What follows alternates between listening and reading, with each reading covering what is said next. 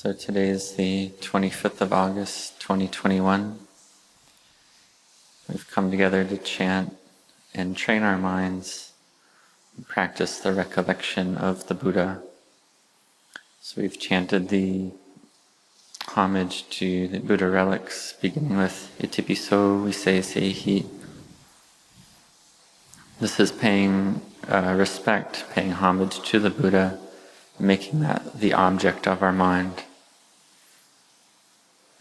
And when we chant and recollect the Buddha in this way, when we become proficient in it, then we can have nimittas or clear mental visions arise in the mind.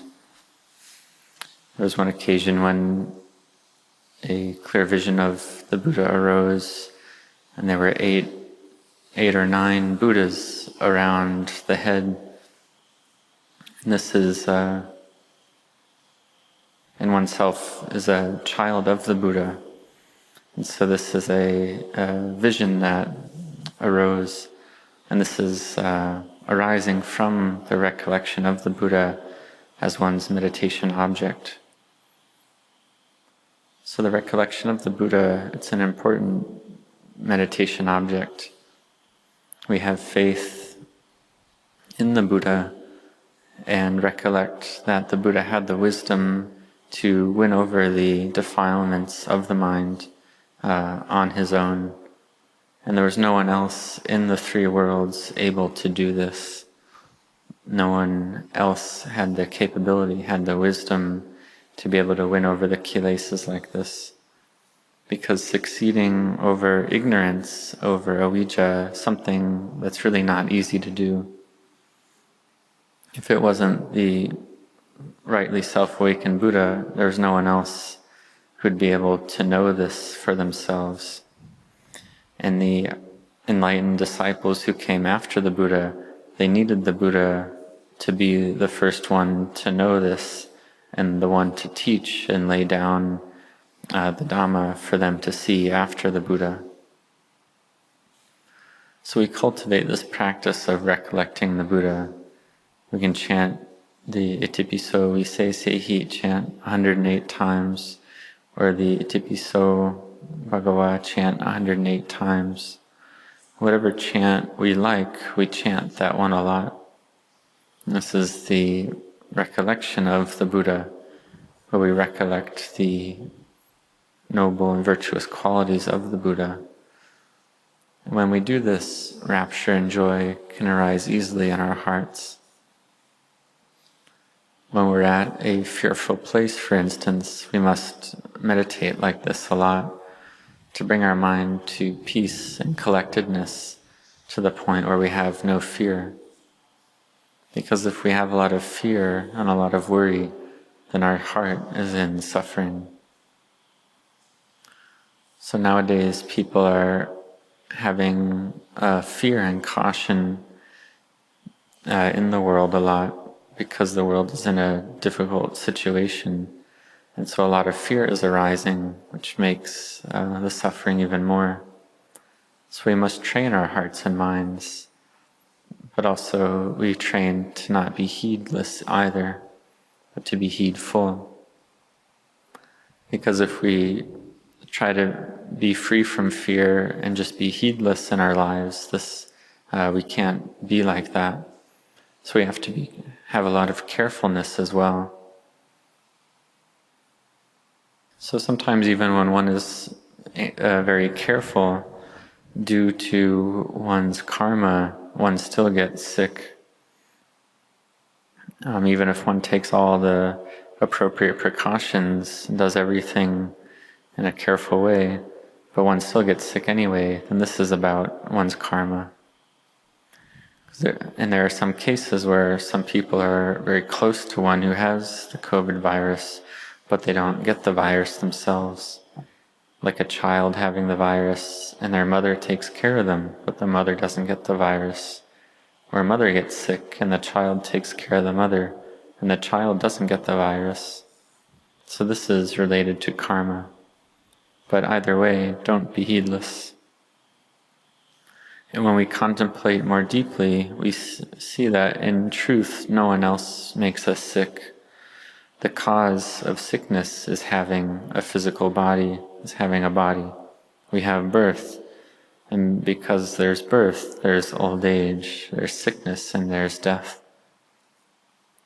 We can look at the world 100 years ago, 500 years ago, or back in the Buddha's time, 2,564 years ago, the year of the Buddha's parinibbana.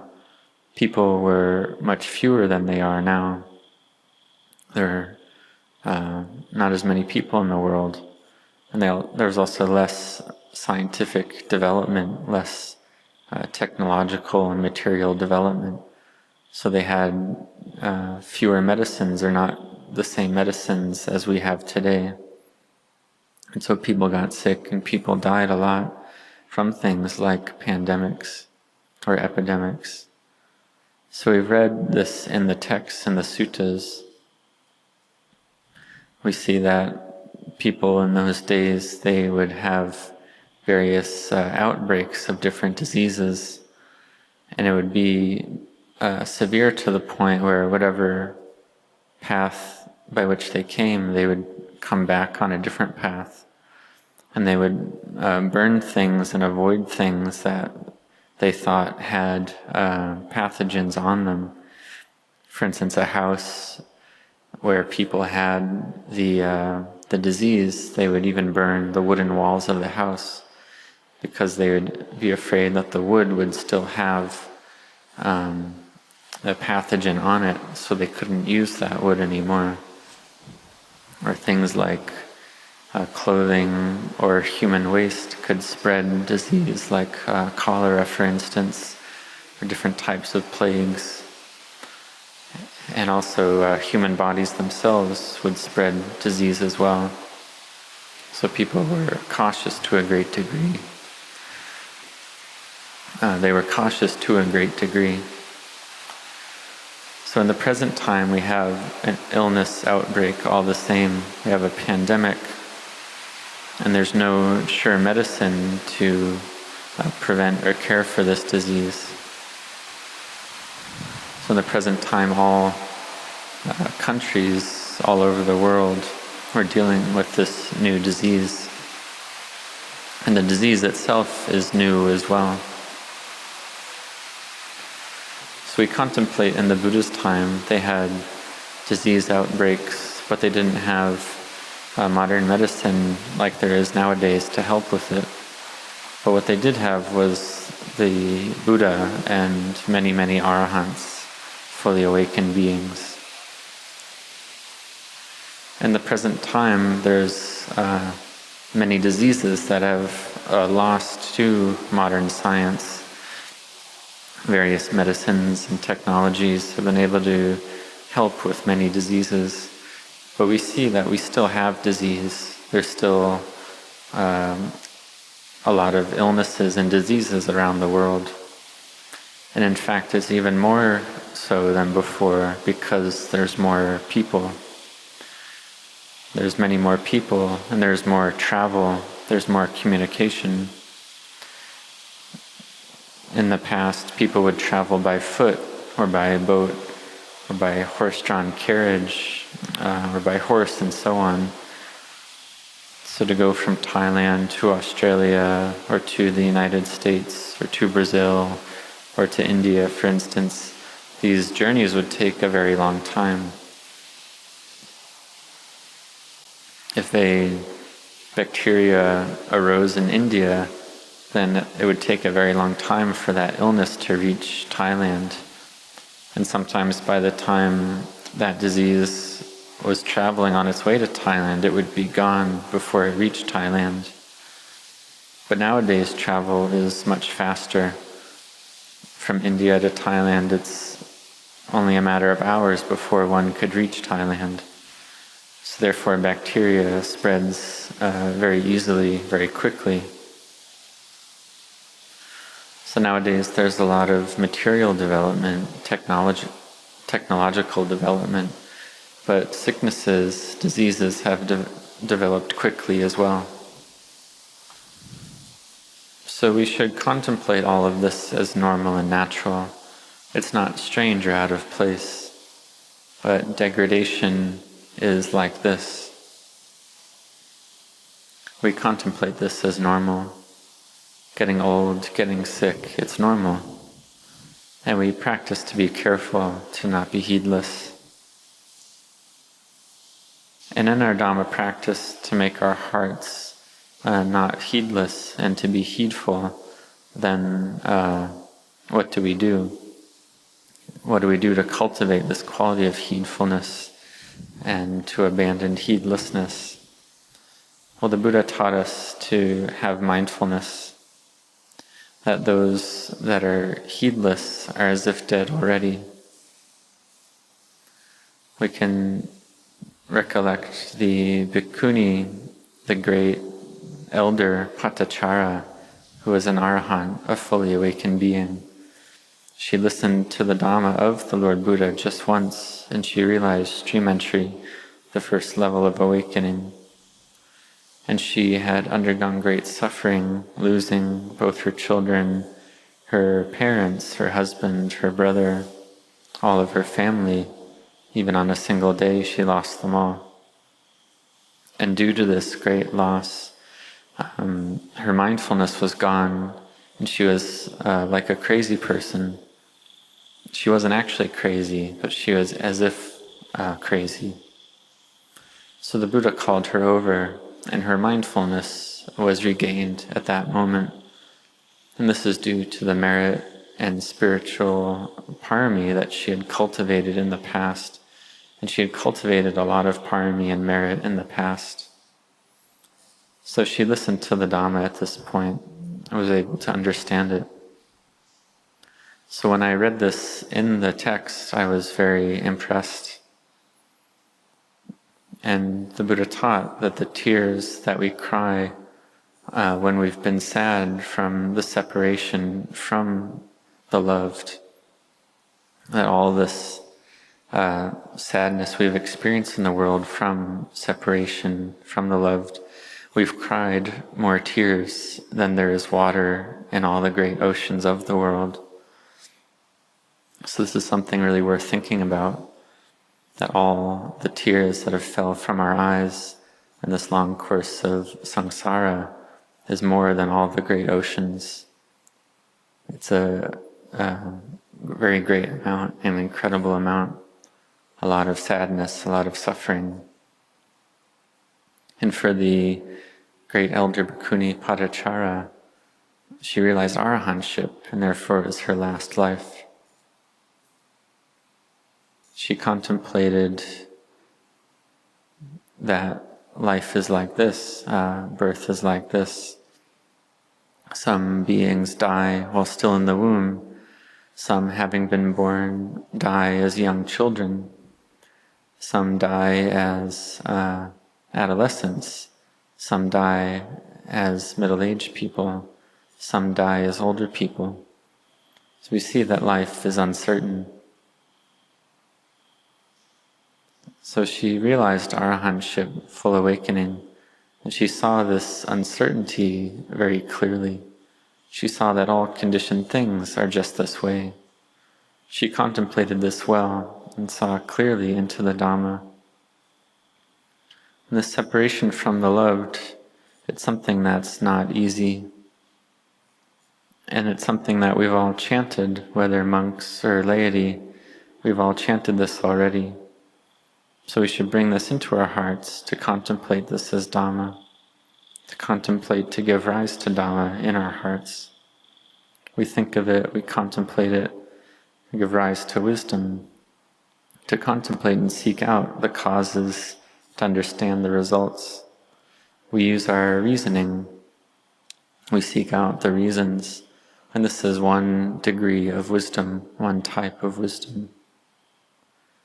We chant and we listen to the chanting, we contemplate to bring the meaning into our hearts, to make the meaning clear.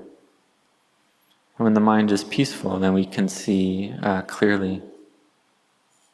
And we don't necessarily know to what level our samadhi is at. And there's one story that I've often told, where I contemplated a person who had died already.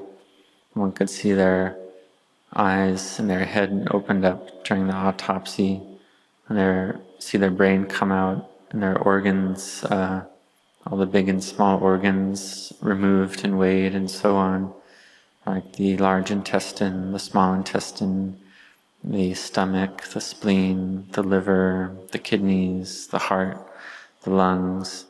And one could even see the digested food and the undigested food within their stomach and intestines as well. And one can reflect that, well, some people like noodles, some people like noodles of one type or another, or like different dishes. And when it enters the body and gets digested, it all becomes the same in the end and gets separated out to make into the different body parts. So to contemplate, it's like this. When we are alive, we feel like, oh, this is a me, it's a mine.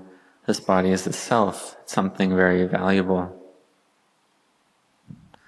But during the autopsy, they take out the brain, and when they sew the body back up, they put the brain not back into the skull, but they put the brain in the stomach, mixed, all jumbled up, all with the other organs at the end of the autopsy. So I saw this and contemplated that these lives of ours, when there's no breath left after death,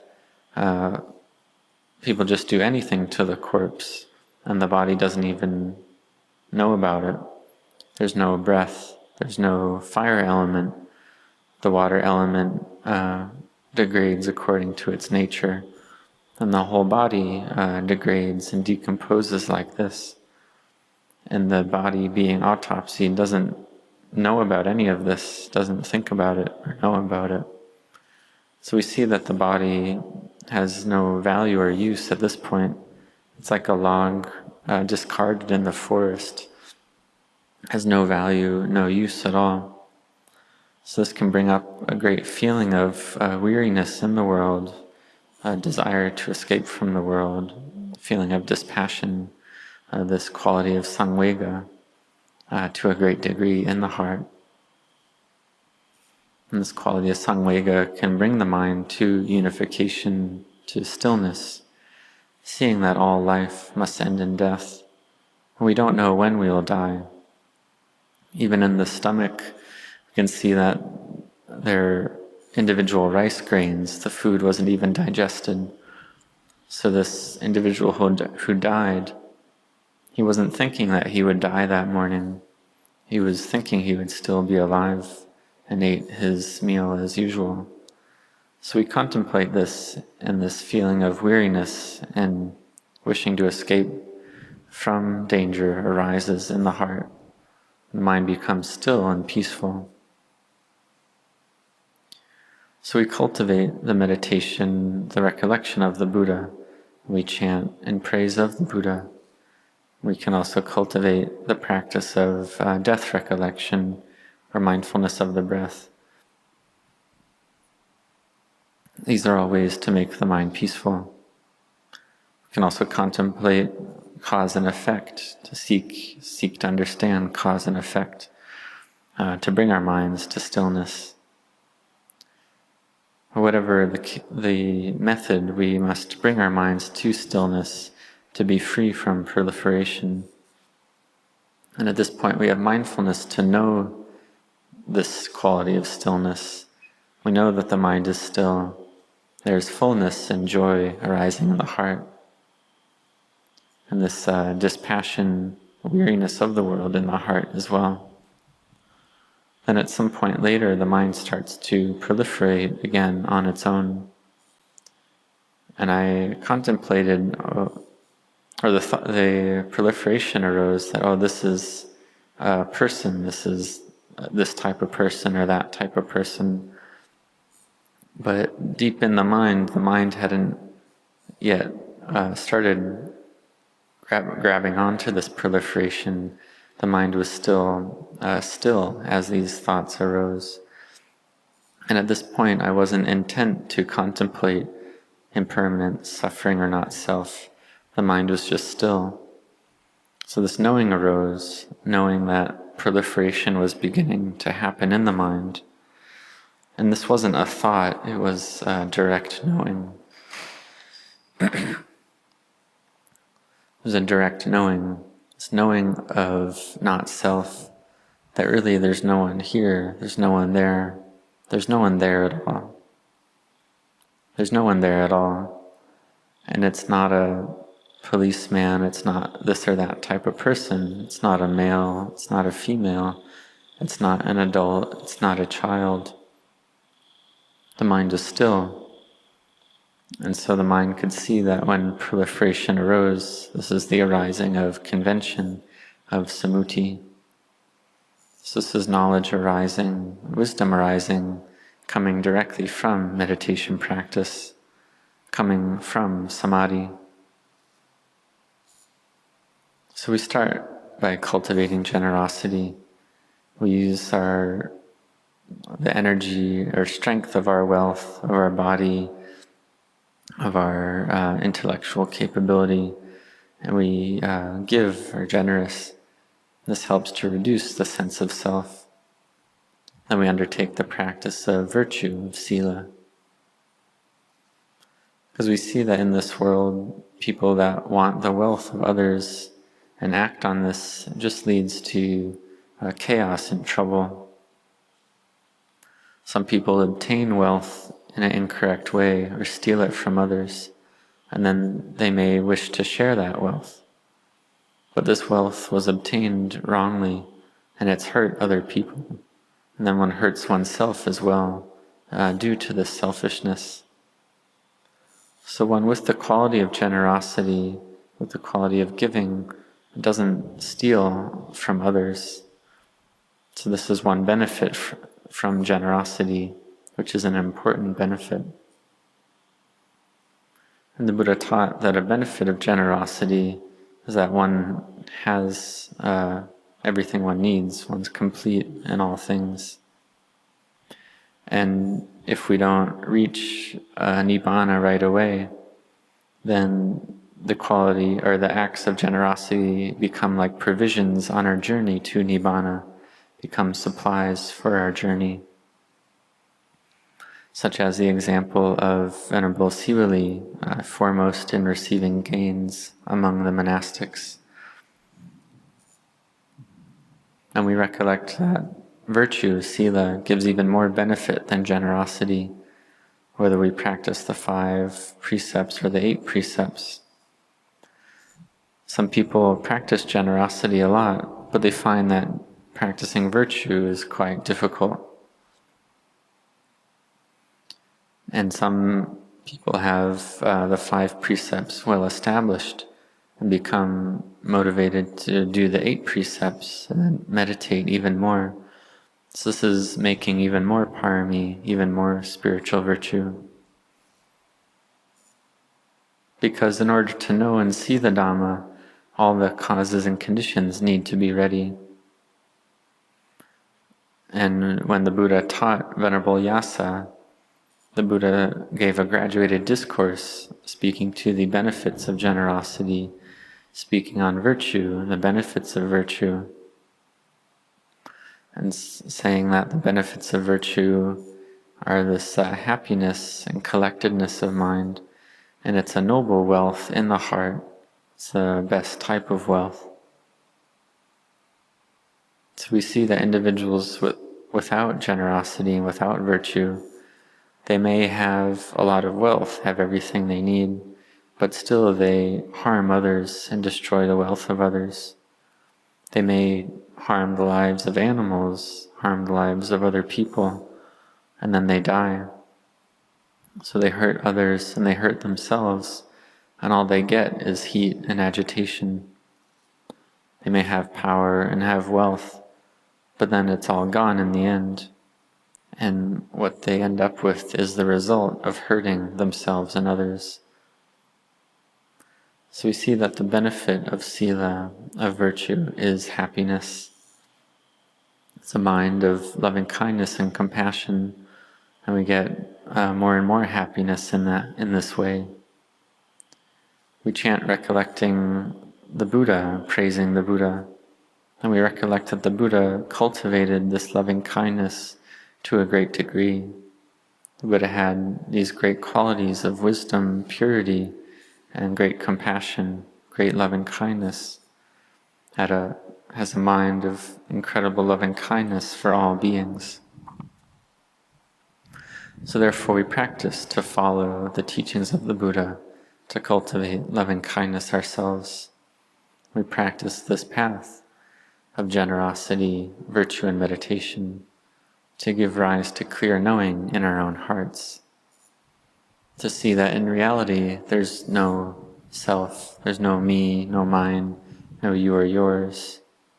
And we know clearly to see that everything arises and ceases. And this clear seeing is something that's really amazing. It's a great miracle. When we see this clearly, we feel the Dhamma very deeply in our hearts. And we can feel great rapture and bliss in the Dhamma for 1 day, 3 days, or even more days than that. It just depends on our spiritual virtues, our parami. Before we saw people as real individuals, then we just see them as robots, as automatons. And this is taught in the Satipatthana Sutta, the great discourse on the foundations of mindfulness, that there's no self to be found in the body or mind. We say, well, how is this? Well, it's when we don't have wisdom, we see everything in terms of self. Everything's a me or a you, a mine or a yours. So we see things in terms of self all the time when we lack wisdom. But when we see clearly, we see that, there's really no self there to be found. There's no me, mine, you or yours. We see people just like robots. There's no self there at all. It's just like a artificial intelligence. So if we saw an actual robot, we wouldn't think that it has a self or individual existence. So we see that it's just the same as this. So we practice to know this for ourselves, to know this quality of not self, not me or mine, not you or yours. To see this, that things are just as they are. To understand this clearly, the mind gathers together, sees everything as empty. This is the arising of the vipassana jnana, the vipassana knowledges, which are of 9 types. So we may have read about these in the texts, and these vipassana knowledges arise from meditation practice. One doesn't intend for them to happen, but they arise on their own. One sees everything arising and ceasing. One sees that the whole world is on fire. It's as if we're all caught in a house on fire. We feel that we must escape from that house, and that the whole world is like this. And we wish to help others escape from the fire as well. But others don't see the fire. They don't see the fire as hot at all. They don't see old age, sickness, or death. But when this clear knowing arises, then one seeks for a way out of the fire. This is the arising of wisdom in our hearts. And if one just looks on the external level, one won't see that someone is feeling this way. One won't see it, because it's a quality inside the heart. In the present time, we may see this even more clearly, that the house is on fire, the world is on fire. One could imagine that there's a house, and the house is filled with people, and every single one of them has the COVID virus, and one doesn't have any protective gear or anything to protect oneself, no mask. And you could ask, well, would you go into that house? There's no protection. The people in there aren't your relatives or close ones. So if you were in that house, you would seek a way out of it. So this is an example. So this clear knowing arises. One sees that all conditioned formations, all materiality and mentality are very fearful. They don't last long at all. And one sees the danger in this and contemplates like this. And again, amongst these 9 vipassana knowledges, it's also seeing the body as not beautiful, something that's not attractive, which is dirty by nature. When we take care of the body and wash it and give it scents and so on, we see it as something good. But if we don't wash it or clean it or change the clothing, then in no long time it feels dirty and smelly and so on. For instance, clothing needs to be washed or else it gets smelly or dirty. And this is because the clothing touches the skin. So we have these lives and we use our bodies, and we see that when the body doesn't have breath anymore, then we don't even need to talk about how unattractive or not beautiful it is at that point. No one wants the body at that point. Particularly when someone dies with the COVID virus, no one wants that body anymore. They simply burn the body, they don't keep it around because they're scared of the virus. Sometimes people don't even look at the face of the corpse after death.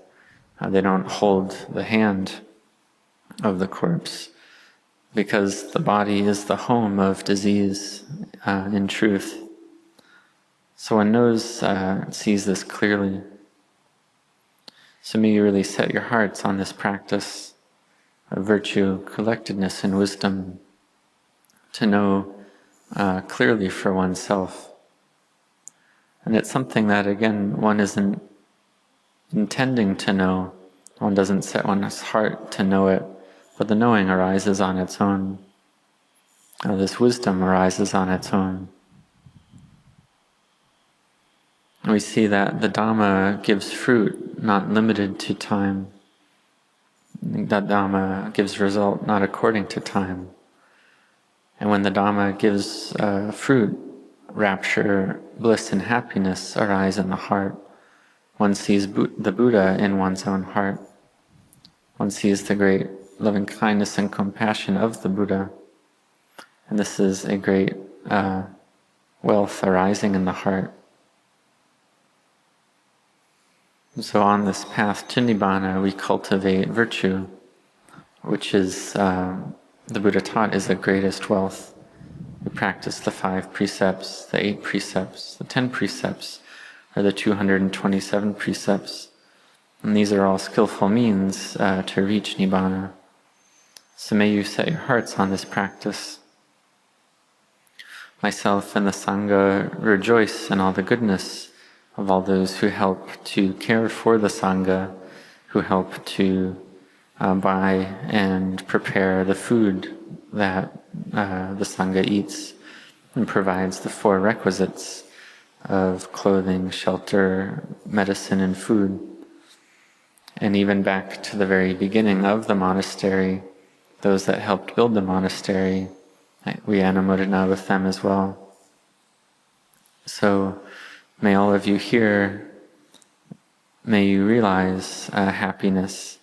You've already built a lot of parami already. And some of those that have practiced here and built parami here, we may be separated from them already according to causes and conditions.